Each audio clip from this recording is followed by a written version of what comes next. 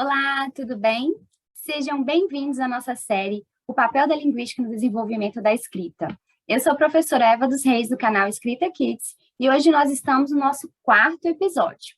No episódio de hoje eu vou falar sobre linguística e ensino, mais especificadamente sobre as concepções de linguagem ao se ensinar a primeira ou a segunda língua, ou seja, a língua materna ou língua estrangeira.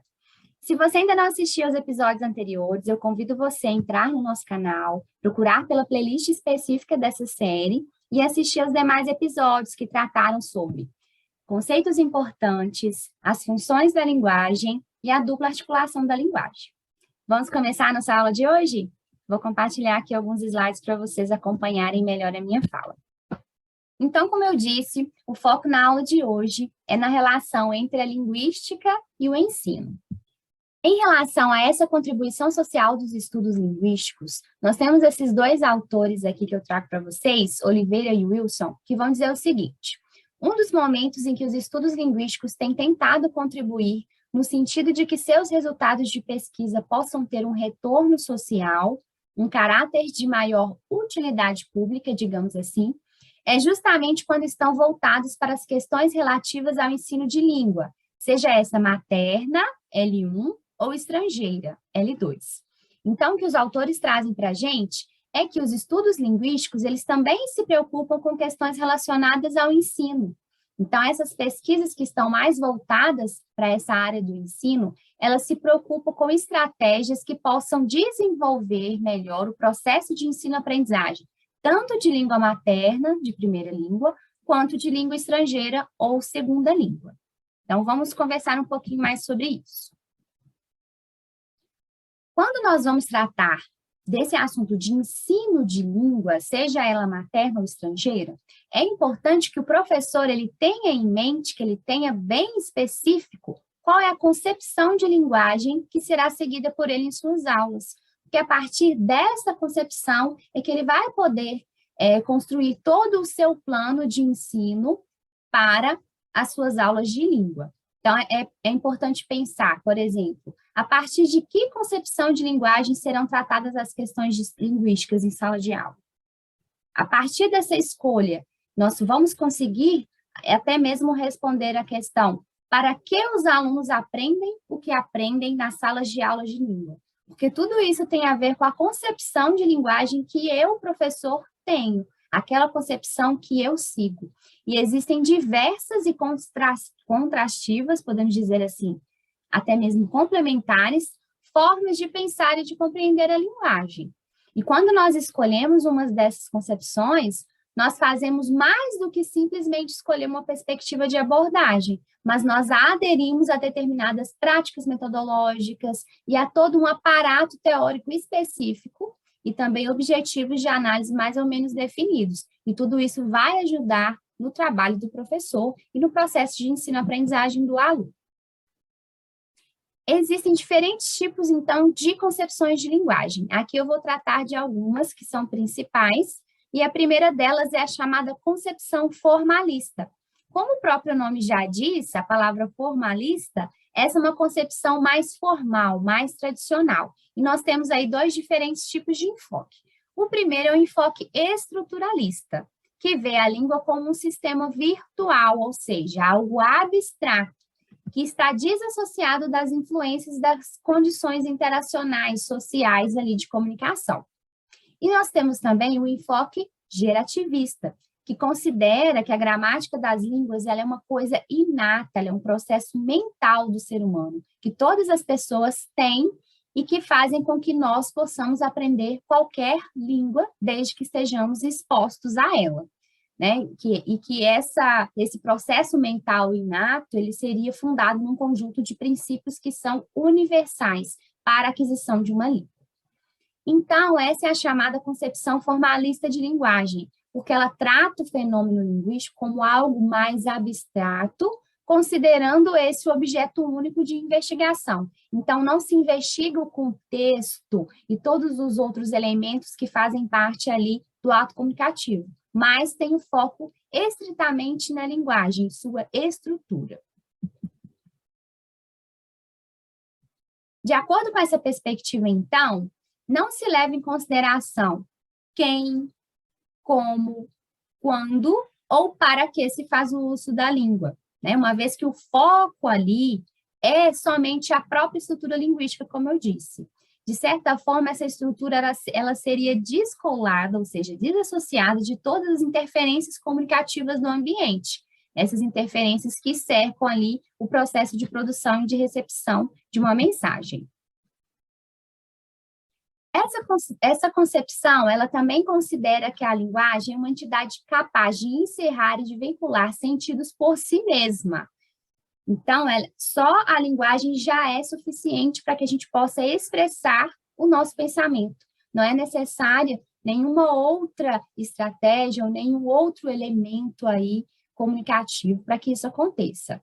Esses estudos, eles são chamados, então, de estudos tradicionais. E eles têm como foco aquelas noções de certo ou errado.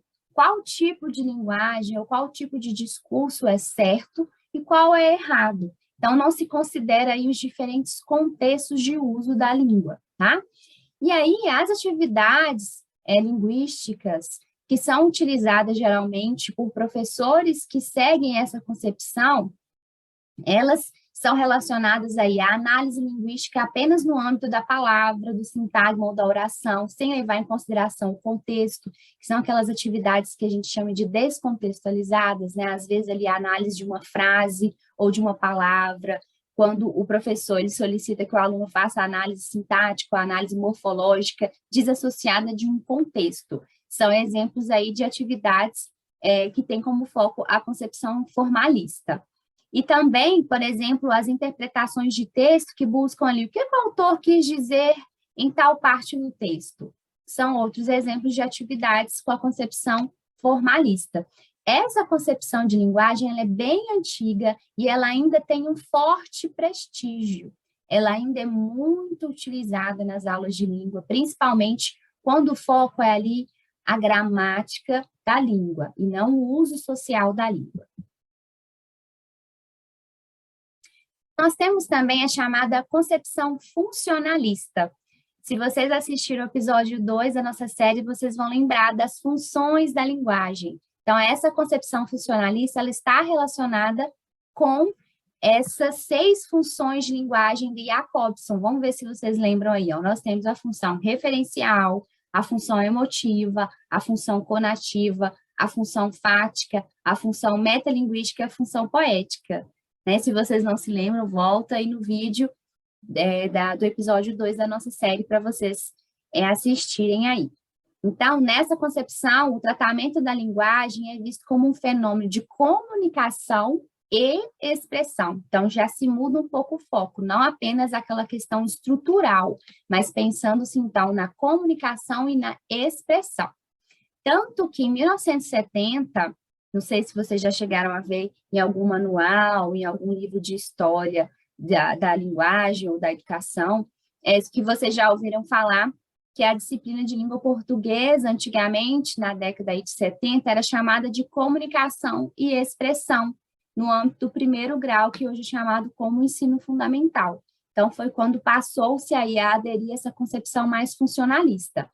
Inclusive, a partir dessa nova tendência, os livros didáticos também mudaram um pouco a abordagem. Então, além de trazer os exercícios ali mais gramaticais, de descrição fonético-fonológica, morfossintática, de exercícios de leitura, de interpretação e de redação, eles começaram a trazer também um detalhamento maior dos elementos envolvidos na situação comunicativa, que são aqueles elementos também que eu falei na segunda aula, sobre as funções da linguagem, que são os elementos que fazem parte desse ato comunicativo, que são o emissor, o receptor, o código, a mensagem, o canal e o contexto.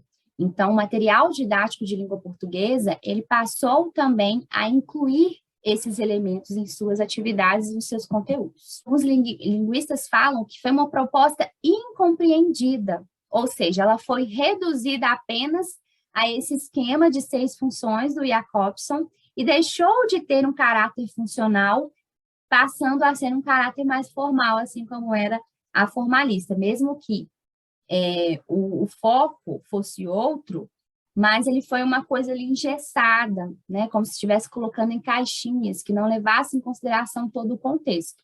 Então, Oliver e Wilson, eles dizem o seguinte: embora sejam considerados os constituintes da situação comunicativa, esses elementos são descritos e tratados fora de contextos reais de interação, como entidades ideais, prontas a cumprir cada uma seu papel virtual, sem maiores problemas ou interferências que possam abalar as condições de comunicação. Então, passaram a não levar em consideração essas outras condições de comunicação, que podem aí interferir no ato comunicativo. Então, acabou que a concepção funcionalista ela também se tornou algo formal. Então, essas são as críticas que são feitas por alguns linguistas. O material didático, vocês sabem que ele vem também acompanhado de um material do professor. Ele é um exemplo dessa concepção formalista de linguagem como instrumento de comunicação. Por quê? É um material que, em geral, propõe uma série de instruções para o procedimento do professor, mas desconsidera todas as especificidades que estão envolvidas ali no ato de ensino-aprendizagem, né? Por exemplo, o que a gente pode levar em consideração ali? O contexto onde se localiza a escola, o perfil do aluno de cada turma e também do professor, as condições históricos culturais do ambiente que cercam e que marcam ali a experiência com a linguagem, entre outras. Então, o manual do professor, ele acaba, vamos dizer assim, engessando ali aquela sala de aula, não considera todas essas especificidades, né? Acaba sendo uma teoria que no papel fica bonito, mas que na prática muitas vezes não funciona. Então, por isso que a concepção funcionalista ela também passou a ser criticada, assim como a formalista. A outra concepção de linguagem que nós podemos citar aqui é a concepção funcional e pragmática. Então, não é funcionalista, é funcional e pragmática. Então, o que isso significa?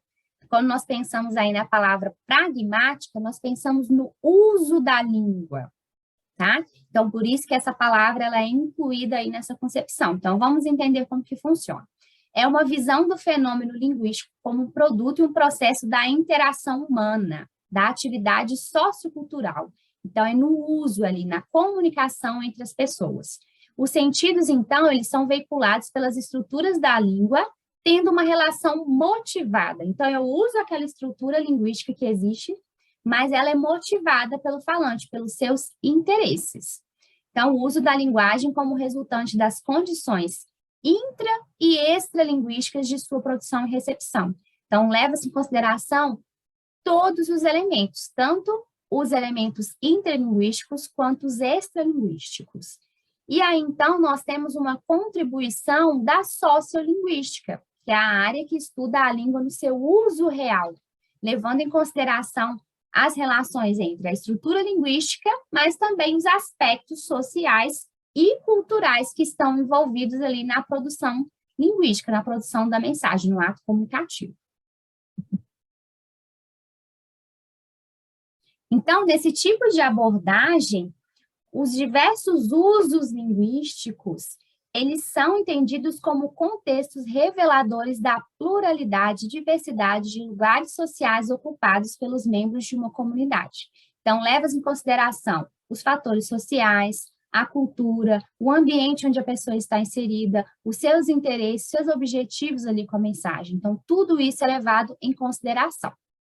A abordagem sociolinguística, que também é chamada de variacionista, começou a influenciar o ensino de língua materna no Brasil recentemente. As suas contribuições são bem recentes, a partir da última década do século XX. Uma das grandes contribuições dessa abordagem que nós podemos citar para o ensino de língua é superar essa questão estigmatizada, né, de achar que existe uma variante que é mais certa.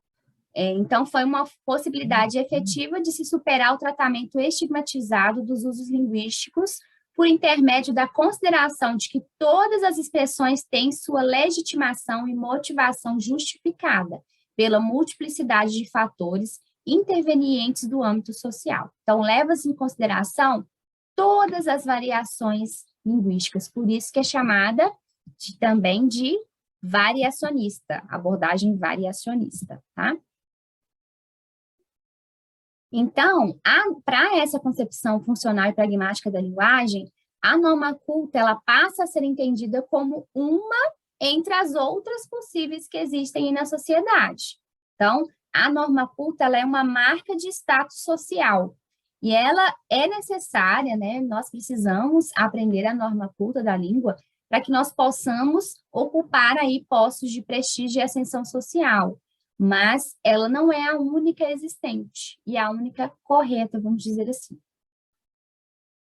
Essa concepção, ela trouxe um impacto também na formação de professores de língua materna, que precisaram aí fazer cursos de formação complementar, para poder se atualizar mesmo em relação a esse novo cenário, a essa nova concepção de linguagem. E os materiais didáticos, eles também passaram a apresentar os diferentes usos da língua, não dizendo que uma coisa é certa ou errada, né? Mas apresentando, começaram já a apresentar esses diferentes usos, essas diferentes variações linguísticas, mesmo que ainda esteja aí desvinculado das situações reais de comunicação, que é algo que ainda precisamos aí caminhar nesse sentido.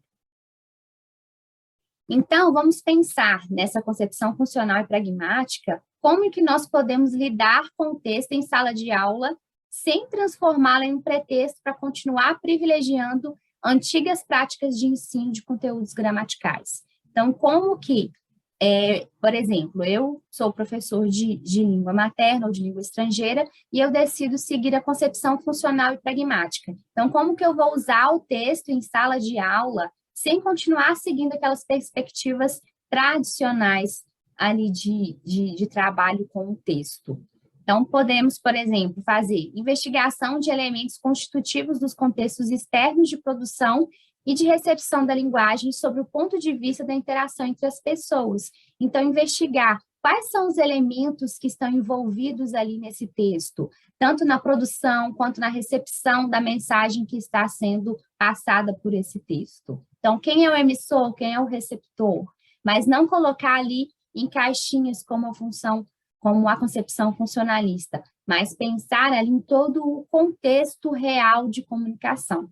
Então, temos que destacar, por exemplo, os modos de dizer, não? Então, pensar qual linguagem vai ser utilizada, é mais formal, é mais informal? Quais são as intenções, sejam elas conscientes ou não, desse ato comunicativo? Então, o que eu quero? Qual é o meu objetivo com aquele texto?